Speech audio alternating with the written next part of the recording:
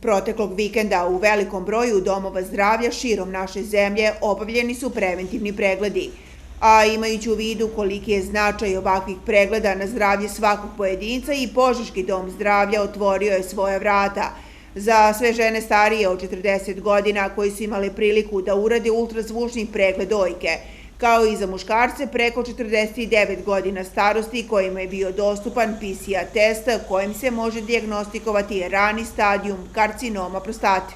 15.10. u prostorijama Službe za zdravstvenu zaštitu odraslog stanovništva u našem domu zdravlja obavljeni su preventivni pregledi, to jest screening na karcinom dojke i karcinom prostate.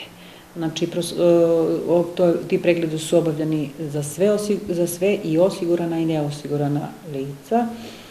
Obavljali su se kod žena, znači bilo je uslov, znači žene koji su starije od 40 godina, kod muškaraca, muškarci stariji od 49 godina.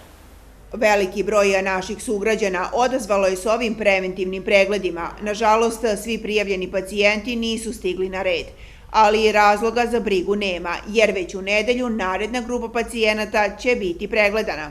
Postoje veliko interesovanje, kod muškaraca obavljeni su pregledi kod 20, to jest uzeti su laboratorijski uzorci, kod 20 muškaraca, a kod žena je postojalo daleko veće interesovanje.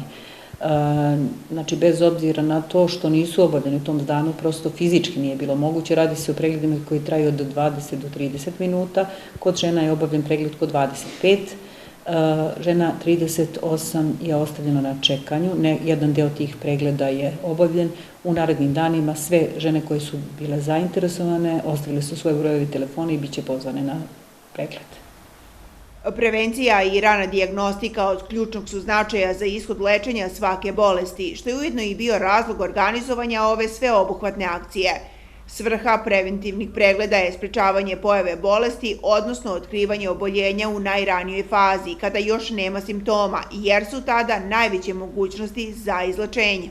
Ove preglede možemo reći da su jako značajne, bilo bi dobro kad bismo išli svi bar jednom godišnje na preventivne, to jest jednom godišnje na preventivne preglede. Evo primjera radi, od broja žena koje su pregledane sada u subotu, kod 3 žene je bio patološki nalaz, znači nalaz koji nije bio uobičajen. Ne mora da znači da će biti bilo šta strašno, ali svakako je dobro na vreme, čak i ako nešto postoji, na vreme dijagnostikovati i lečiti. Svi žene kod kojih je nađen ili muškarci kod kojih bude nađen nalaz mimo uobičajenog, dakle mimo fiziološkog, bit će upućeni na konsultativne preglede urologa, to je specijalista za dojku, hirurga za dojku.